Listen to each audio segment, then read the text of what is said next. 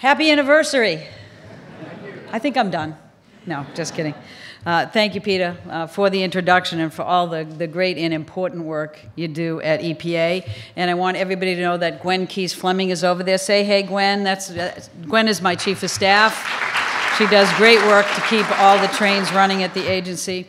Let me just spend a few minutes with you because I can't help but take advantage of the opportunity to have so many movers and shakers in one room. And first of all, thank you for all the hard work that you do. But secondly, we'd really like you to do more hard work and increase the output if you wouldn't mind. Now, I just want to tell you, just give you a sense of where the agency's heading and some of the work we need to do together. Not too long ago, I spent a little bit of time in Milwaukee. It was actually really fun, the first time I've ever spent any time there. And I went to a small brewery called Lakefront Brewery. Well, that's easy for me to say, isn't it? And it was really fun to go there, not only because I really like to sample the products so that I won't make anybody feel bad when I go, but they use 20,000 gallons of water every day to make 4,000 gallons of beer. And when I was there, they were so excited to explain to me that the water in Milwaukee is perfect for brewing. It has some kind of just the right balance of minerals. And while I didn't see any chemistry or science to back that up, I think it's true because the beer was great. That's all I know. It's an unscientific testimonial. But I'm not here, actually, to advance the interests of the brewery. I am here because that really got me to thinking about how much we take clean water for granted, and how the fact is that tap water being clean enough to drink just about anywhere in this country today is really a result of what the video you just saw, the leaders who brought to us the Safe Drinking Water Act, and it's all a testament to the hard work of you people that are sitting in this room and many others who have taken on this challenge in such a significant and difficult and persistent way. And I want to thank you for that, because your work has been tremendous.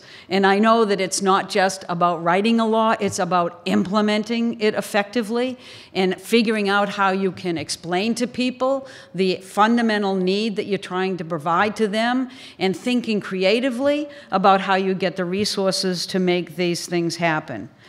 And most of you know that even in Milwaukee, this wasn't always the case. And it's certainly not the case in many other places in the U.S. In the past, because before the Safe Drinking Water Act passed 40 years ago, 40% of the nation's water systems failed to meet even basic health standards. 40% of them. Even in the early 90s, before the 96 amendments of the law passed, Milwaukee experienced one of the worst drinking water outbreaks in our nation's history. So it was very cool to go there and see that times have changed so significantly in this area. And it really is thanks to the Drinking Water Act and dedicated drinking water professionals across the U.S., including those folks who brew delicious beer at Lakefront Brewery, because what you've done by providing safe drinking water is not only clearly to protect the public health of the people we all serve, but it also protects those breweries. It protects those 107 jobs of people that matter to more than 107 of those people, and plus tens of millions of others across the country who really are the businesses that rely on clean drinking water all the time to do their work, whether they're small businesses or large businesses. They cannot operate day in and day out, just like we can't operate if we don't have clean drinking water. And that's what Walter Mondale, one of all of, I think, our heroes, and our Senate leaders envisioned and understood when they wrote the Safe Drinking Water Act 40 years ago. Today, we almost take some of the progress we have made for granted, don't we? People think, oh, we've done a great job, let's move on to other things and everything will just stay great. But we know that safe drinking water is a constant challenge. And we have to continue to nurture the work that we do to comply with the Safe Drinking Water Act and to think about how far we've come and how far we have to go to keep it vibrant and alive and deliver on the promises of Walter Mondale and other great leaders. And Americans drink, and let's not forget, 1 billion glasses of tap water every day. That's just tap water. I refuse to acknowledge the bottled kind, although it's nice. We enjoy the cleanest drinking water in the world, with more than 90% of Americans receiving water that meets all of the standards all of the time. We owe that accomplishment to this incredible law, and again, your hard work, whether it's at the state level, the county level, the local level, or whether it's your innovation and your entrepreneurship that can bring new technologies to the table, that can deliver that clean water to meet new challenges, or to deliver that clean water to continue to address those older challenges in a way that's more and more cost-effective and reliable. You know, clean and reliable water is the foundation of what makes America great. It's what lets our children grow up healthy. It's what keeps our schools and our hospitals running.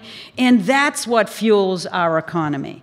So today, I want to talk about what it will take to keep our water safe and reliable for our kids, for our businesses, for our communities for the next 40 years. So let's celebrate this anniversary, but look forward to ones when we can get back together 80 years from now and say we've made continual, remarkable progress for the people that we serve.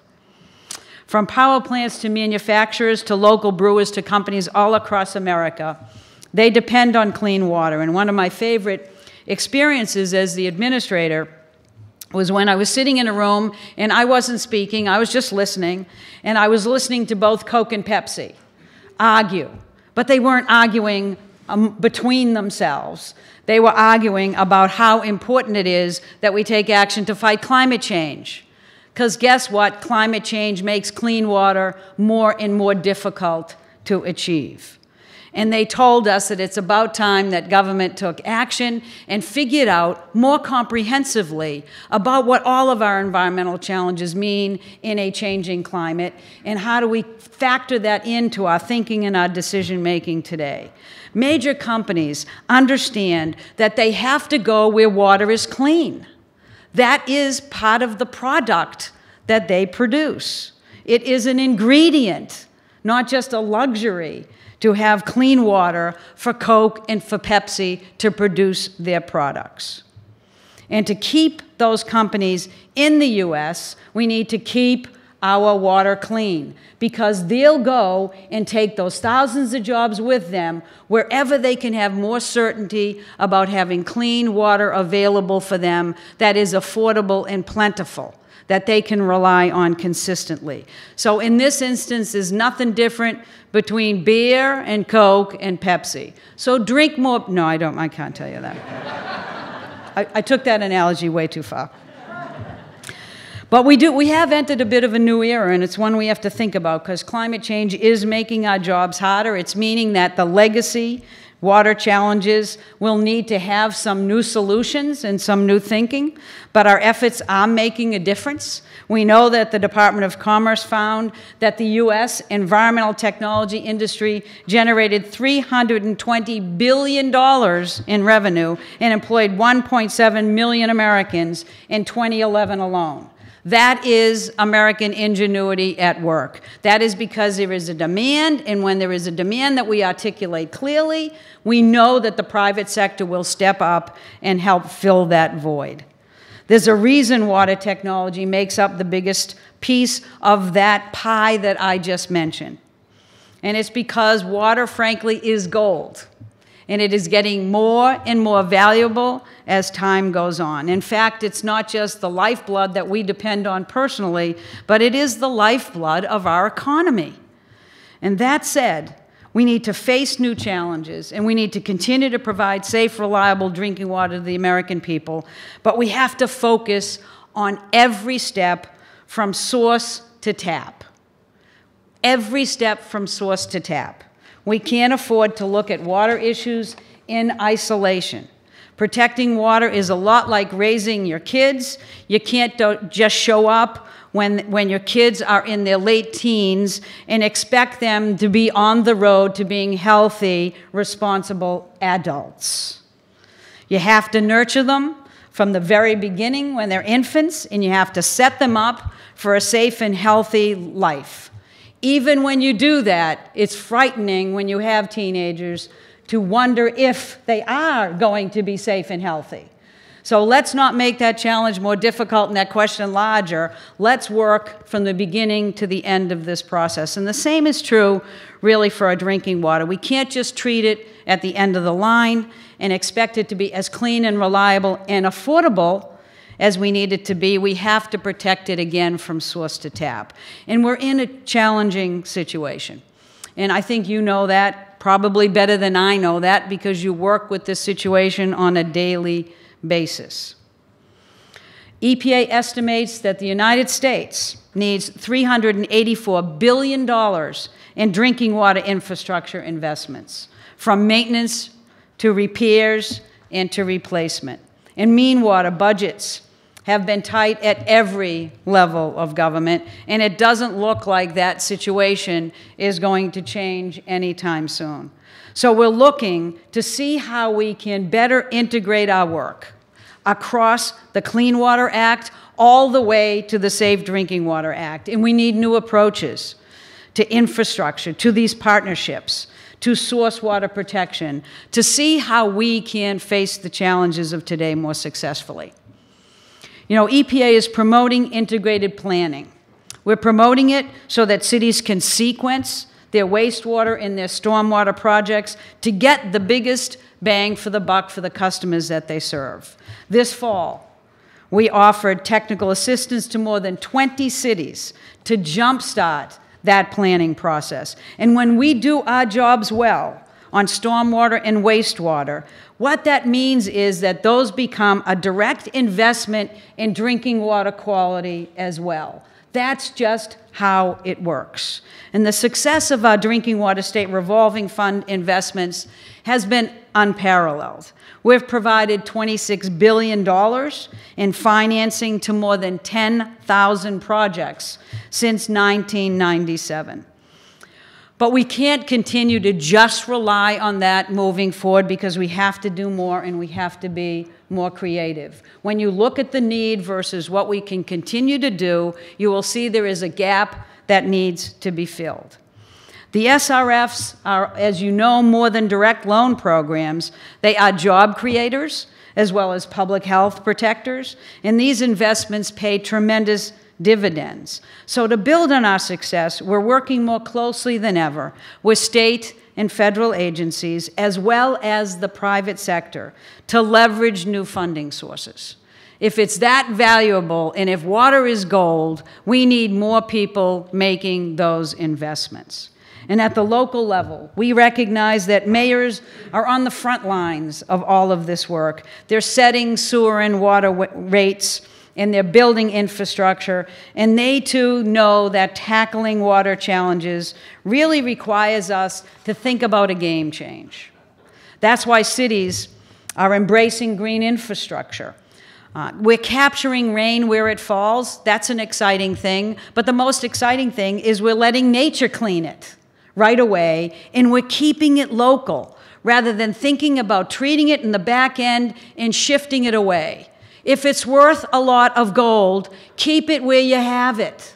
Nurture it, reuse it. Find a way to let green infrastructure work for you, because frankly, green infrastructure gives a tremendous boost to cities. Mayors love it. It actually looks better. It increases property values. It attracts additional private investment. It helps grow local economies. Let's think together about how we think differently, knowing now that the science tells us that this is better than the work we have ever done before in terms of protecting public health and the environment. And let's not forget that source water protection is still a critical issue that we have yet to put a check mark beside. The original Safe Drinking Water Act left this crucial piece of the puzzle, focusing on water that comes out of our taps, into the hands of all of us. They knew that we needed to do more than just the Safe Drinking Water Act, and they knew we needed to work together to get it done. But as the years went by, we realized it was a lot cheaper to protect source water in the first place rather than to leave this as an unspoken or less attended part of the water cycle. And we know we don't want to continue to rely solely on more and more expensive treatment at the back end alone. So that's why in '96, the Safe Drinking Water Act amendments made sure that they gave the job to the states to assess their drinking water sources, as well as to take a look at what are the factors that were threatening those drinking water sources. Every state completed that step well over a decade ago. But not all states took action as a result of that information. That's a significant area in which we need increased partnership and action, because we have seen a few stark reminders that if we don't continue to focus on source water protection, then we actually can't address these issues effectively and keep people having the luxury of drinking water that is clean for them in 90% of the communities in the United States, 90% in all of the time. In Charlestown, West Virginia, we saw this was the case. The local water utility didn't learn that the chemical MCHM had spilled into their drinking water intake until folks noticed a strange odor. That is not when you want to have, that's not what I call an early warning system. Let me just explain that. But the governor, in the end, estimated that this spill cost $70 million to his community. $70 million.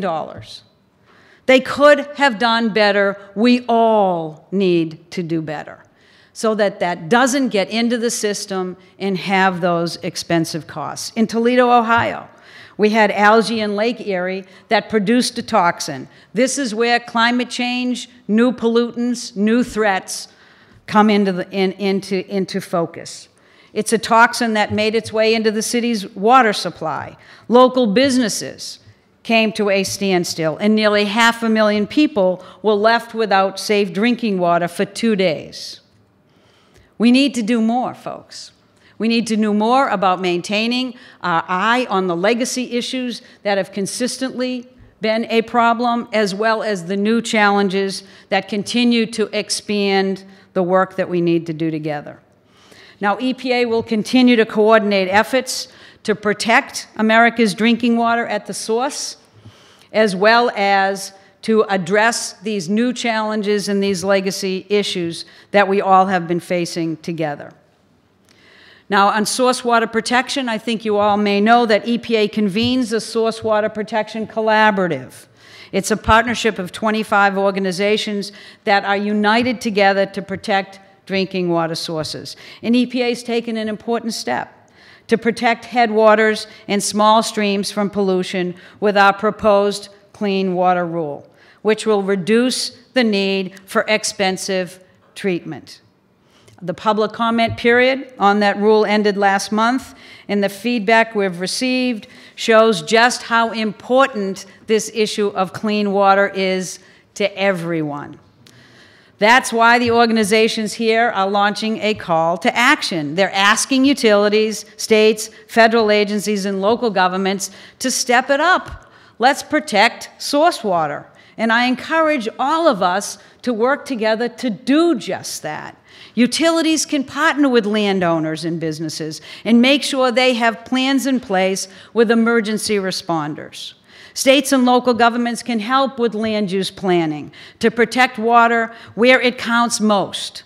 States can help update source water assessments, and they can take the action based on what those assessments tell them about what their biggest risks are and where there are opportunities to maintain affordable water supplies. And federal agencies, we know, can work better together. Not just the agencies within our sphere of EPA and all our regional offices, but we know that we have a partnership that we need to form across the federal government if you believe, as I do, that clean water is important to every aspect of our life.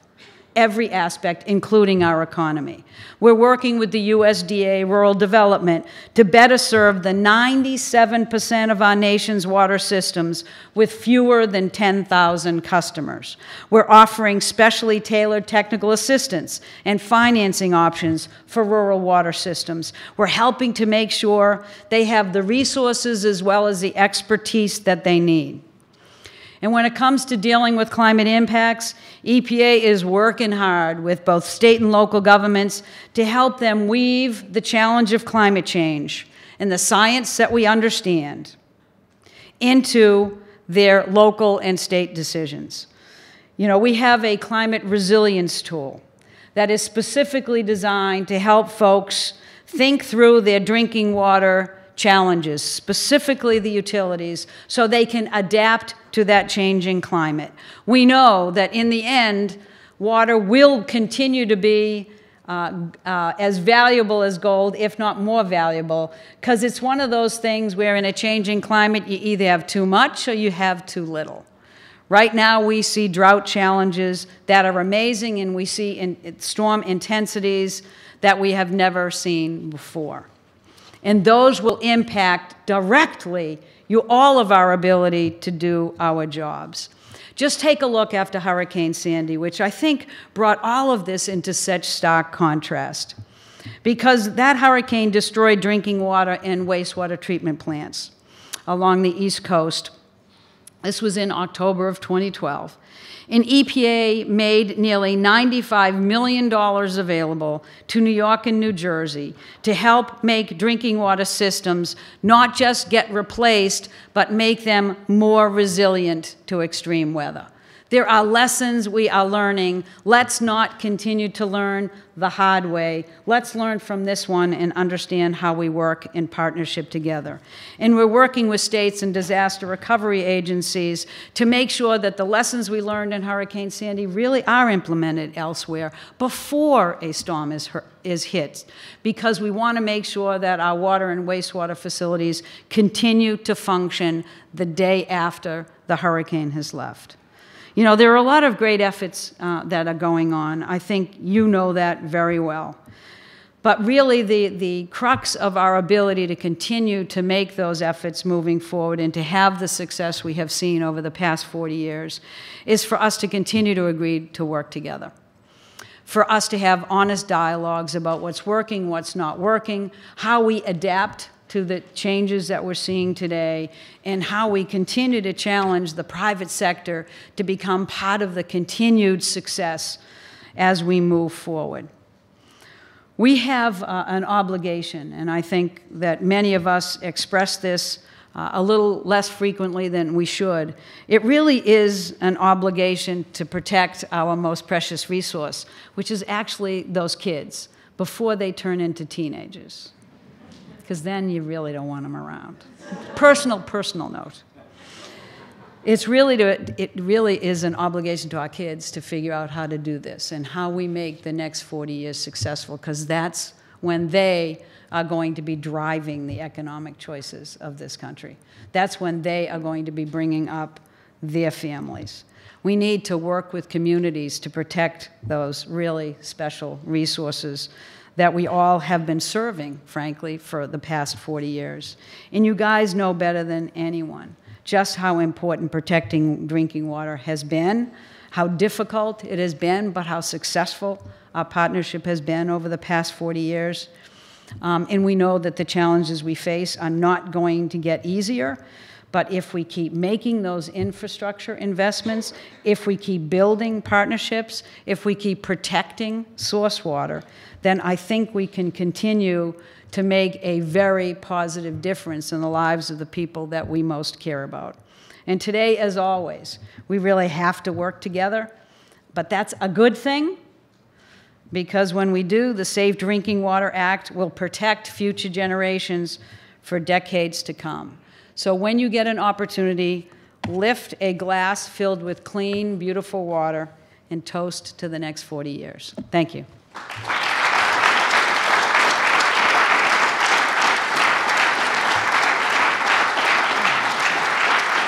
Thanks, everybody.